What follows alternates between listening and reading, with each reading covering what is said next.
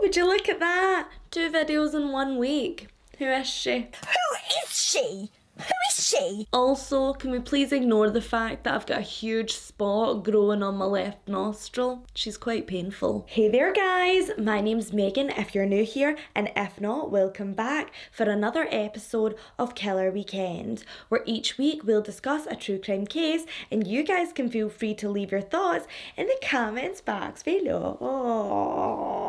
And remember, if you've nothing nice to say, if you like all things true crime, supernatural, UFO, conspiracy theory, and all that good stuff in between, then please hit that subscribe button. I'll be here for you each week with our true crime killer weekends, and on and off every couple of Wednesdays with our weirdo Wednesdays, where we'll discuss something spooky I've heard. I will leave a small disclaimer at the beginning of this episode. It does involve details of violent crime. If that's a trigger point for you, then please feel free to turn away now. I'm sure there's something else on the internet that you could watch. I looked in his eyeballs and I thought he looked into my eyeballs, and then he abused that. But before we dive into this week's episode, let me introduce you to our amazing sponsor. It's HelloFresh. Gremlins, we are right in the middle of Santa season, and what better way to celebrate with the family than with some tasty food on the table? Are you looking for some help pinching those pennies during the most expensive time of the year? Well, did you know that ordering via HelloFresh is now 25% cheaper than shopping at your local grocery store? With over 35 options to choose from the HelloFresh Market menu, you can ensure everyone has the best holiday weekend with their treasured festive snacks. Heading out of town for the holidays? No problem.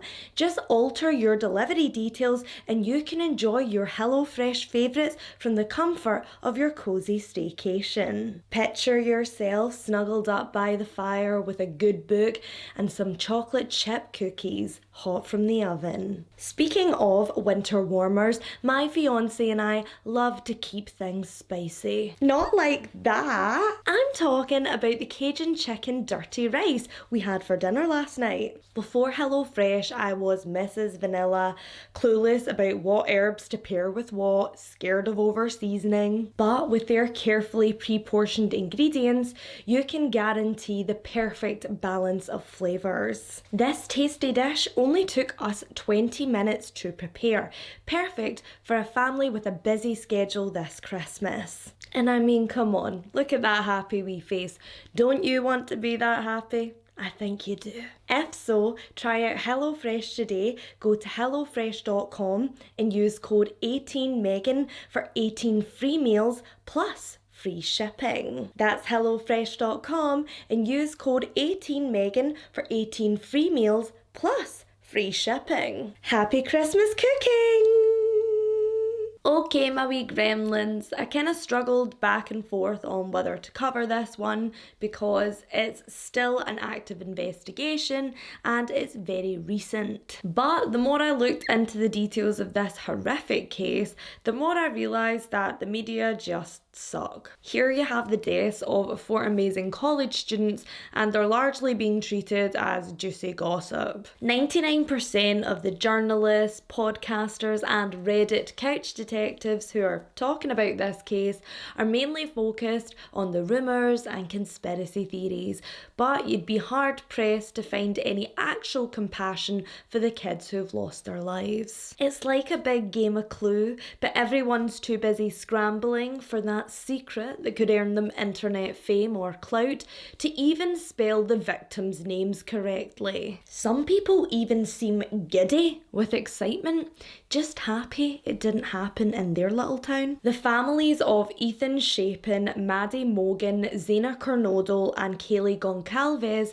have begged for the lies and the misinformation to stop. So we're going to put all those false theories to rest and focus on the 4 beautiful souls whose stories appear to have gotten lost in this mass hysteria. Tonight, everyone, we will be discussing the University of Idaho murders of Kaylee Goncalves, Ethan Chapin, Zena Kernodle, and Maddie Morgan. Killer on Sorority Row. November 12th, 2022, only 12 days away from Thanksgiving, a day that the University of Idaho students have been looking forward to since summer break. Also, just a little side note here in Scotland, we pronounce the word Moscow as Moscow. I know the residents of Moscow, Idaho say it as Moscow, so I will try and keep that up, but if I mess it up, please don't come at me, okay? I'm trying my best here. Moscow, Idaho, a college town with a population of 25,000, which is largely made up of undergrads and faculty members. Amongst the inviting coffee shops and charming family-run restaurants, the town also boasts an impressive arts community. Each spring, the Moscow Renaissance Fair brings guests out in their thousands and has done since 1974. The craziest thing to happen there is when a student who's drunk on a Saturday night gets arrested for public urination because they just couldn't hold it in. Many of the university alumni have gone on to open their own businesses in Moscow, having fallen in love with the small town feel. All who live here would agree that it's a safe place where the college kids can walk home after dark without looking over their shoulders. The 5 girls who lived at 1122 King Road on Greek Row were all drawn to the University of Idaho for that particular reason. Maddie Morgan, Zaina Kernodle, Kaylee Goncalves, Dylan Mortison and Bethany Funk filled the home with life and joy, something which can be seen in the final photograph they all took together. On the night of November 12th, they huddled together on the porch for a quick snapshot before they all headed out for the evening. Dylan and Bethany had separate plans with other friends. Maddie and Kaylee headed to a sports bar called the Corner Club. Meanwhile, Zaina attended a fraternity party at her boyfriend's frat house. One by one, they all arrived back at the home on King Road. Zaina spoke to her father at around midnight and said that she and her boyfriend Ethan were watching a movie. The youngest 2 of the girls, Bethany and Dylan, arrived home soon after. Last to arrive back at the apartment on King Road were Maddie and Kaylee. They were a little bit tipsy and Kaylee decided to drunk dial her ex-boyfriend Jack. When she got no answer, Maddie thought that she would give it a go, but it was no use, he was fast asleep. The girls finally gave up and at around 2:52 a.m. they went to bed. According to the coroner's report, they would both be dead within the hour, along with 2 of their housemates. Somewhere between 3 and 4 a.m., Ethan, Maddie, Zaina and Kaylee were all stabbed to death using a fixed blade knife whilst they lay in their beds. The younger girls tried to get in touch with their friends the next day. Maybe they were just suffering from the night before and decided to have a duvet day in their rooms. However, when it was nearing noon and the home still stood eerily quiet, they decided to investigate. Moments later, a frantic 911 call was placed regarding an unconscious person, and for the parents of 4 University of Idaho students, their nightmare had just begun. 20-year-old Zaina Kernodle was born on the 5th of July 2002 in Idaho to her parents Jeff and Cara. Zaina, big sister Jasmine and brother Elijah grew up in Post Falls, Idaho. Their mother Cara suffered from substance abuse issues, so for the most part they were raised by their father Jeff, who they were extremely close to. Zaina was a gifted gymnast as a child and would often spend her summer holidays visiting her grandparents' farm. Like most sisters, she and Jasmine enjoyed a good bicker,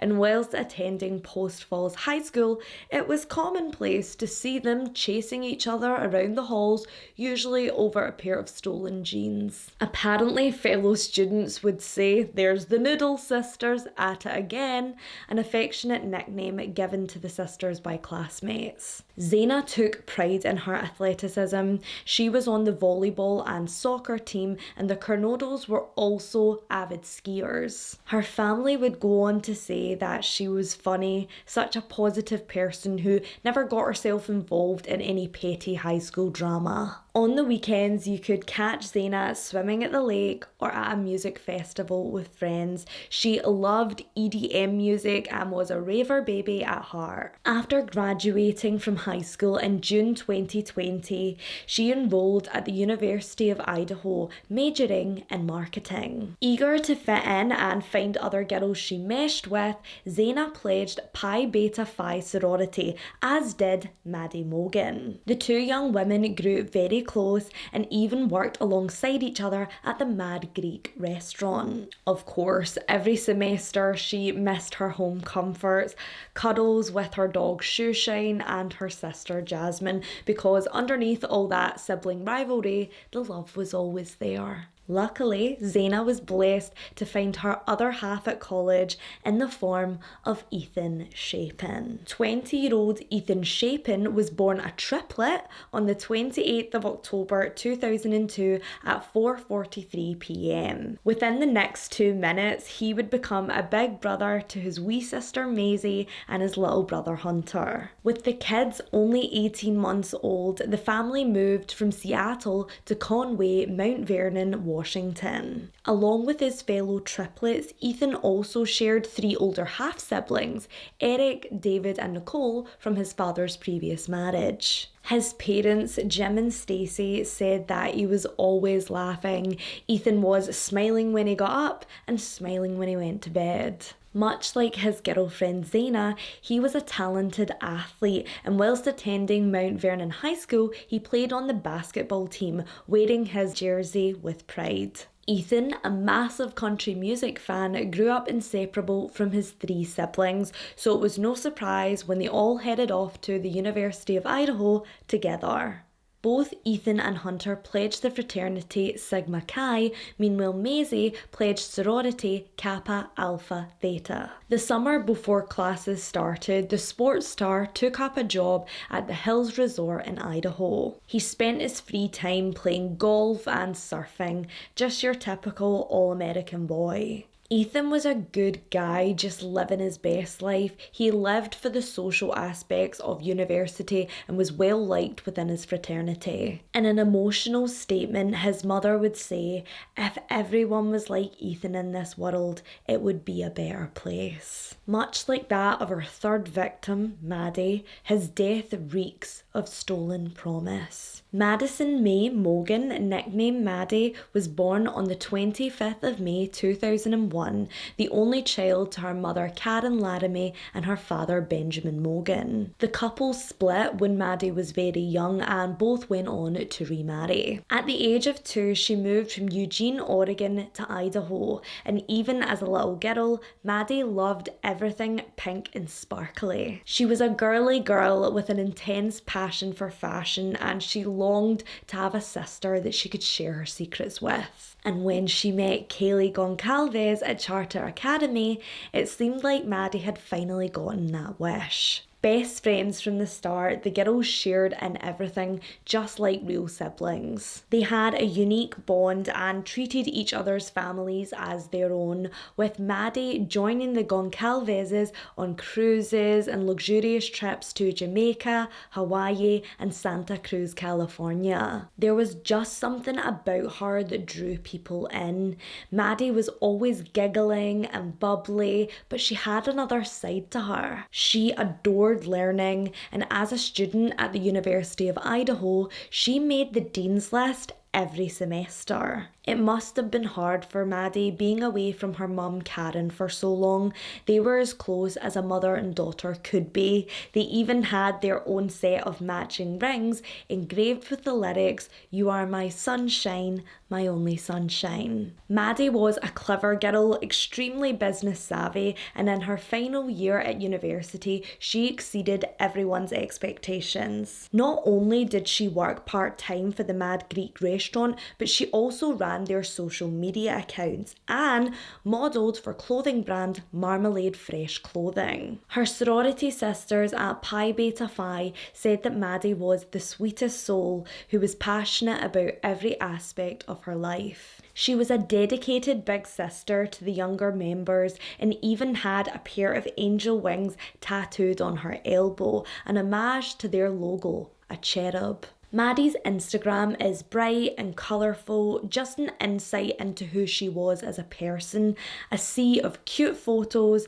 and inspirational quotes. So it's pretty easy to understand how she captured the attention of fellow student Jake Schreiger. They had just been good friends to begin with, but after their first date at the Breakfast Club Idaho, he was hooked. In Maddie's obituary, her parents would describe Jake as the love of her life. They'd gotten pretty serious over the last 2 years, and that Thanksgiving, Jake was planning on taking Maddie home to spend the holidays with his family. Jake's mum said the couple were like peanut butter and jelly. I think everyone expected them to move in together after university finished. Maddie's death affected so many people, as did the murder of her best friend Kaylee. In fact, both families said that it felt as if they had lost 2 of their kids that fateful night. Kaylee Goncalves was born on June 8, 2001 in Concord, California. Much like that of Maddie, she moved to Idaho as a baby, as if they were destined to be best friends. The third of 5 kids, Kaylee came from a really big family. It was mum and dad, Steve and Christy, her 3 sisters, Olivia, Aubrey and Autumn, and her brother Stephen. From infancy, her parents could tell that she was just a little bit different from her other siblings. She was born with a mop of black curls and a mystery scar on her forehead. I actually love this because her siblings used to joke that this was where her horns had tried to grow in when she was in the womb. And Kaylee was devilish. She loved pranking her family. She was hilarious with a dark sense of humour. When she and Maddie met up in middle school, it was as if there was no longer 5 Goncalves kids, there was now 6. Of course, it was never a question to family and friends that Kaylee and her childhood bestie would go to college together. Majoring in general studies, she went on to join a separate sorority from Maddie, one named Alpha Pi. Kaylee's greatest joy in life was travelling with her family and her chosen sister Maddie, but it would be wrong to mention Kaylee and Maddie and not mention their third member, Nevaeh Douglas. The girls formed a little trio back in high school, and in 2009, Nevaeh was devastated to say goodbye as they all went off in their own directions. In a heartfelt Instagram reel, she said that she will always cherish their hometown memories hanging out by the lake. Kaylee had her future all mapped out. She'd been offered a job in Texas and planned on moving out there in January. She'd actually only driven back to Moscow that weekend to show Zaina and Maddie her new car, a Range Rover, which she'd proudly bought. Her life was falling into place, but she still hadn't quite figured out where her ex-boyfriend Jack would fit in. The two had grown up together and they were now both students at the University of Idaho. They also co-parented a dog they'd bought together named Murphy. Like most kids who meet in high school and start dating, they decided to take a break. Neither one wanted to resent the other for stopping them from having a full college experience. However, Jack and Kaylee's parents had a sixth sense that the kids would eventually make their way back to one another. Kaylee's family always imagined that she would end up marrying Jack. The two had remained close since the split, even sharing custody of dog Murphy without much drama. As idyllic as Kaylee's life appeared to be, however, she had been complaining to friends about one thing. She thought someone was stalking her. On one occasion in mid-October 2022, 2 men appeared to follow Kaylee into a local business. When she left the establishment, one of the men then followed her out to her car until she managed to get inside and lock her doors quickly. Many would later go on to say that several of the victims received weird messages to their Instagram accounts. Were these simply the ramblings of a jealous online troll, or Is there any weight to the stalker theory? It doesn't actually surprise me that there's been so much speculation around this crime. It's truly a once in a lifetime event. I know I've never been around to see a crime like this, and I hope I never will again. The way the case was handled from the get-go seems to have raised a lot of eyebrows, including the initial 911 call that started it all. The call wasn't placed until noon on Sunday the 13th of November, almost 9 hours after police believed the murders were committed. Investigators have confirmed that the call came from the mobile of either Dylan Mortensen or Bethany Funk, the roommates who remained asleep and unharmed throughout the ordeal. They have alluded to the fact that neither of the roommates actually placed the call and that dispatcher spoke to a third party. It was initially treated as an incident involving an unconscious person, and everything I've just mentioned there has led to a lot of suspicion and fake news, so we'll just dive into that first. Many outsiders have come to their own conclusions as to why the girls didn't notify authorities until very late in the day. Some even thought it a good idea to vocalise those accusations on the girls' social media pages. Friends of Bethany and Dylan were then forced to defend them, and their explanations may hold the answer to why they took so long to contact law enforcement. Firstly, everyone in the house had been out drinking that night. Now me, I'm a light sleeper no matter the situation, but my fiancé, he's a different story. Like many people, when he's had, a couple of whiskies, he is dead to the world. Nothing is waking that boy up. It's likely that Dylan and Bethany, feeling really hungover, just vegged out in their rooms on the ground floor until noon the next day. And it's also very possible that in their drunken slumber, they slept through any commotion happening upstairs. To all the people who are saying, this is odd, this is so suspicious, have you never been a teenager? According to close friends of the girls, they continuously tried to call Zaina, Maddie and Kaylee after emerging from their rooms to find the apartment deathly silent. Upon further investigation, either Bethany or Dylan discovered the remains of Zaina and Ethan. Allegedly, she then fled from the home outside, passing out from the shock. The other roommate, hysterical with grief, then flagged down a passerby who called 911 for them. It would also explain why the police keep stating that the phone call came from one of the girls' cell phones, but won't actually confirm who'd spoken to dispatchers. So many vicious armchair detectives have chastised the surviving victims for calling others to the scene before the police. But if what the friends say are true, they didn't. They just grabbed the first stranger who was walking by the apartment on King Road. These girls have been so harshly judged by the public already. And for what? Because they decided to sleep in after a night out on the town? We also need to remember that Kaylee's father and the county coroner Kathy Mabbitt have confirmed that the 4 victims died quickly and in their beds. Aside from a few defensive wounds on Kaylee and Zaina's arms, there was no sign of a really loud struggle. Also, neighbours heard no screams or barks coming from Murphy the dog. Maybe the girls heard nothing because there wasn't much to hear. Law enforcement have ruled out both of the young women as suspects, but still people continue to speculate. Another seemingly innocent person who's been caught in the crosshairs is Kaylee Goncalves' ex-boyfriend of 5 years, Jack Decor. Since the public received word that Kaylee and Maddie both called Jack before the murders, the eye of suspicion has been solely fixed on him. Law enforcement have confirmed that the calls and texts made between 2:26 and 2:52 a.m. are completely unrelated, but people still think he's guilty. The messages left on Jack's phone went unanswered because he was actually at home fast asleep, something that was confirmed by others in his apartment. Jack has also been officially exonerated, and Kaylee's family said that they never once doubted his innocence. In a statement to the press, they said he's been a part of the family for years and he's just as torn up about Kaylee's murder as we are. The decision to take time apart was completely mutual and they'd been amicably sharing their dog for months now. He had no reason to brutally murder Kaylee and 3 of her friends in their sleep. Law enforcement raised a few eyebrows when very early on they made the statement that this was a targeted attack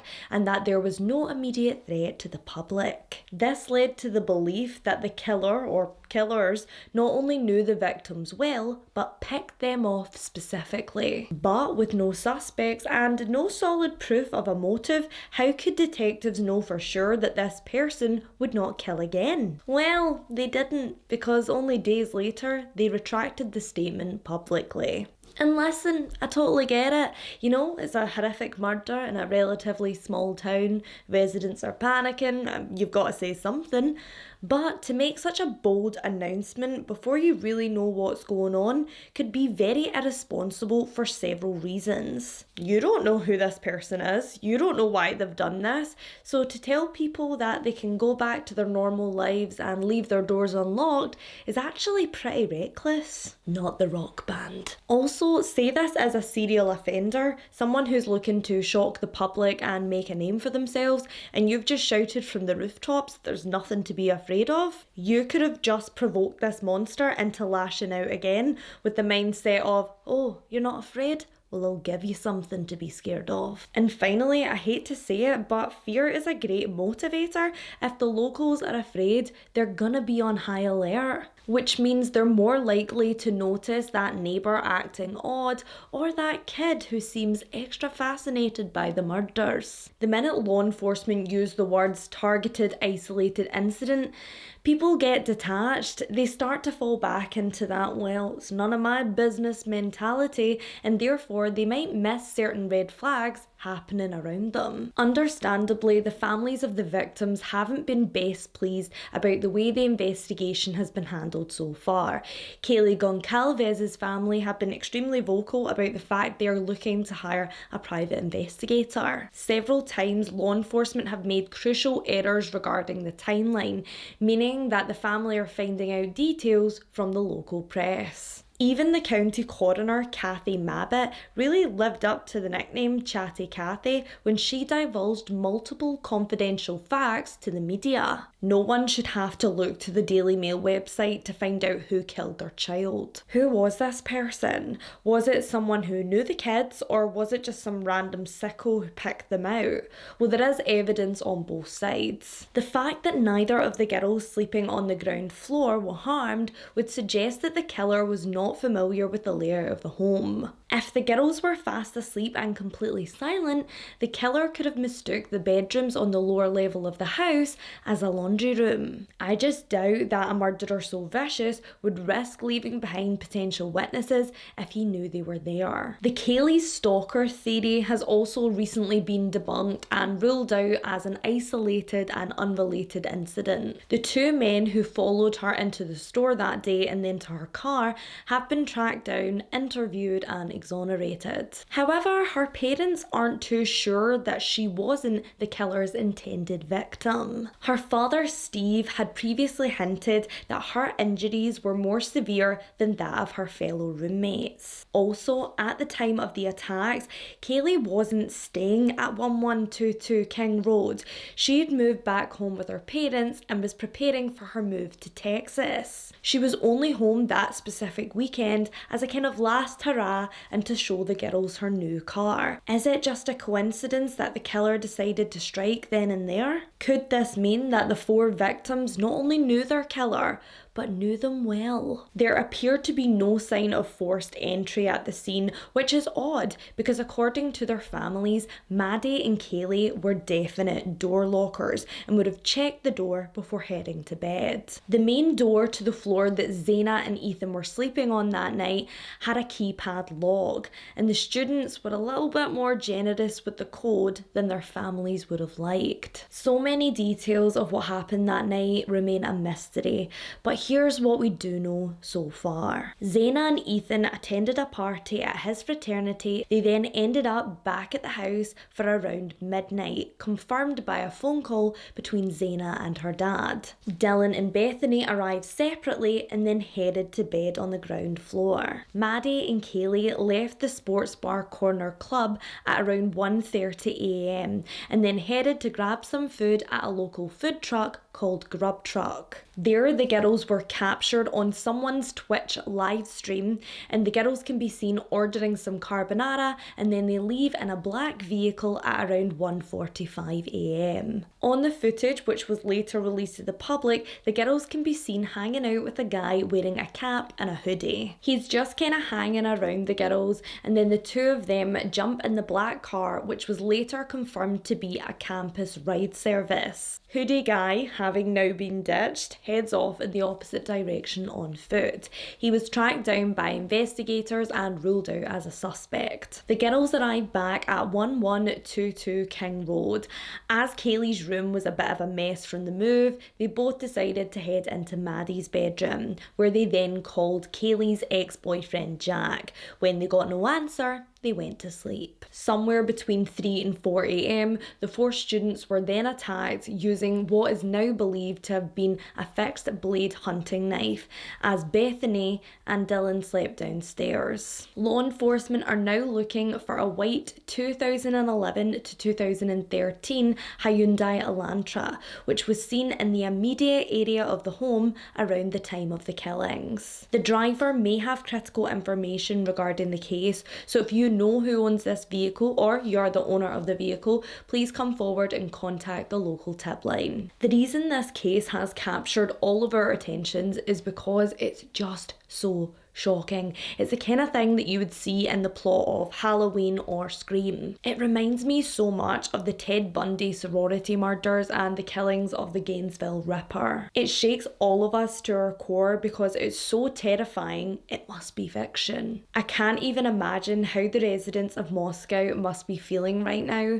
Until this year, they hadn't had a murder investigation there for over 7 years. It's just so sad that their safe, tight-knit reputation has now been destroyed because one or several maniacs felt the need to take 4 innocent young lives. The thought that this was someone that they knew and trusted is just too much for me to wrap my head around. One of the most heartbreaking things about this case is how little the actual victims have been mentioned in the media. It's not a horror movie, these were real people with real families, and the tragic thing is the information's all out there. These were good, hard-working kids, no drugs, no dark secrets, and I think it's about time that the media treat them with the respect they deserve. I don't care what people say, someone couldn't have committed this kind of crime and just walked away unscathed. They must have said something, slipped up somewhere, and someone will know exactly who this is. I just hope they come forward before it's too late and another family has to say goodbye to their child. Most of the victims' parents don't feel comfortable having a memorial service or a funeral as of yet until the killer is found, because their worst fear is that the killer will show up. So guys, let's do something a wee bit different tonight, and I want each and every one of you to light a candle for Ethan, Maddie, Kaylee and Zaina, and let's get this bastard behind bars. I hope you guys enjoyed this week's episode. If you did, please give it a big thumbs up. For me, it really helps this wee channel. If you have any information regarding this investigation, don't hesitate to get in touch. The number will be in the description box below. If you're watching for the first time and my zit popping halfway through the show hasn't made you sick in your mouth, then please hit that subscribe button and the notification bell so you don't miss any of our upcoming episodes.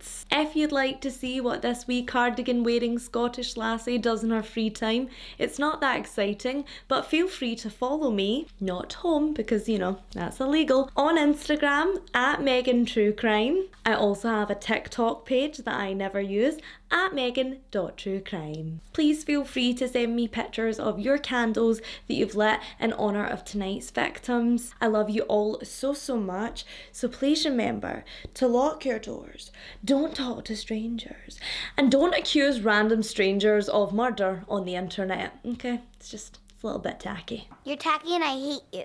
See ya! I better go now and clean up Mount Vesuvius.